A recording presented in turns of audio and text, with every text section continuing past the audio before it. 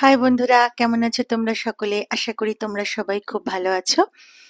তো আজকে আবার তোমাদের সামনে নিয়ে চলে এসেছি কথা সিরিয়ালের এই গল্পটা নিয়ে। তো চলো আর দেরি না করে শুরু করা যাক আজকের এপিসোডে কি হলো। তো welcome back to my channel serial update with Rinka.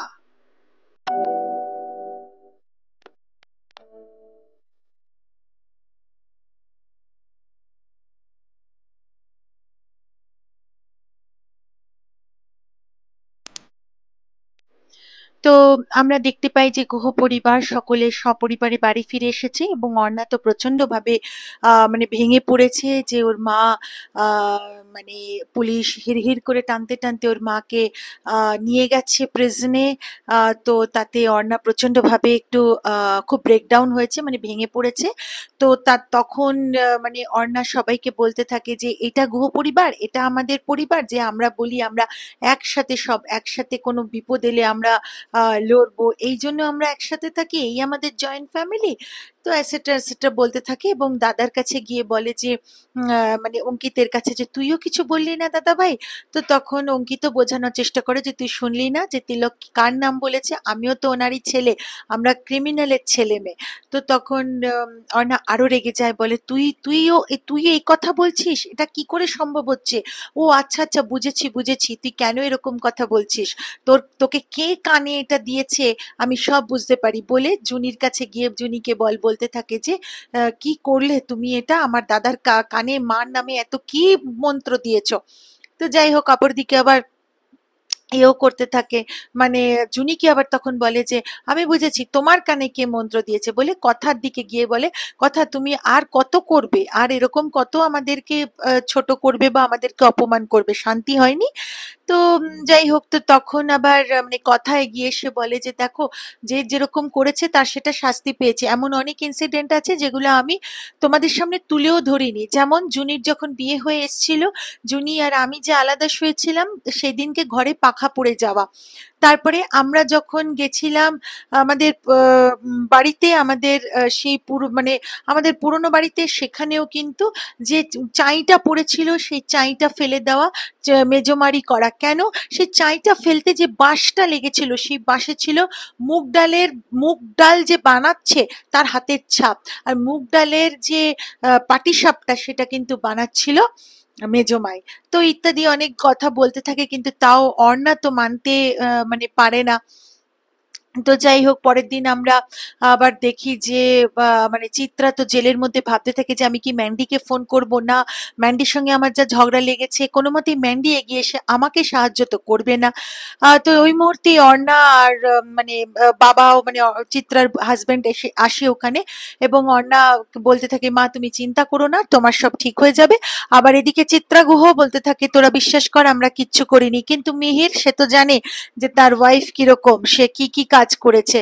তো সেখানে বলে যে আমি তোমাকে বলেছিলাম এমন কোনো কাজ করো না যেখানে ছেলে বা মেয়ের সামনে তোমার মুখটাই আর থাকে না, দেখো আজকে তোমার কি হলো।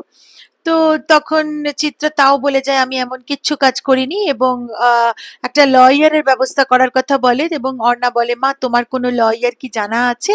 তো চিত্রা তখন অঙ্কিতের কলেজে একটি স্টুডেন্টের কথা বলে যে যার বাবা লয়ার, এবং যার বাবা লড়েছিল যখন গুহ পরিবারের মা আনন্দীর কিরিটটা হারিয়ে গেছিল। তো সেই তার কথা আর কি বলে, তখন বলে ঠিক আছে আমরা তাহলে সেখানে যাচ্ছি।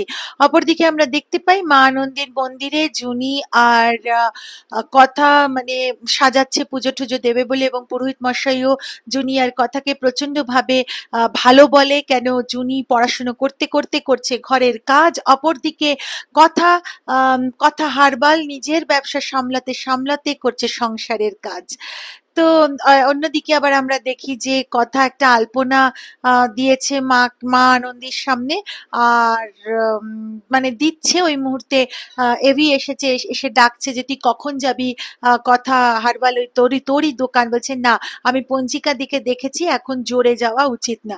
তো এভি তো একটু বাংলায় মানে কমই পটু, তো সে জোর মানে শুনেছে মানে ভেবেছে হচ্ছে ফাস্ট, মানে যেটাকে বলে দ্রুত। তো বলছে আরে আমি কখন বলেছি যে আমরা তাড়াতাড়ি যাব, আমরা তো আস্তে আস্তেই যাবো। বলছে না, জোর মানে সেটা না পাচক মশাই, জোর মানে হচ্ছে আমরা কাপল যাব না, মানে একসাথে যাব না।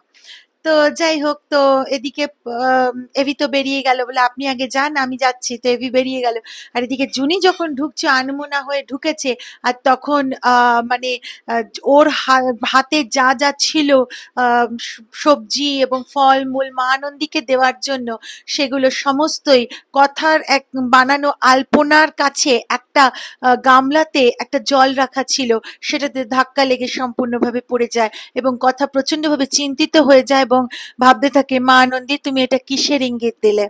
তো যাই হোক, আগামী পর্বে আমরা দেখতে পাবো যে চিত্রা বাড়ি আসে এবং অর্ণা আবারও কথাকে বলতে থাকে, তুমি কি ভেবেছিলে আমার মা সারা দিন রাত বা সারাটা জীবন জেলে থাকবে?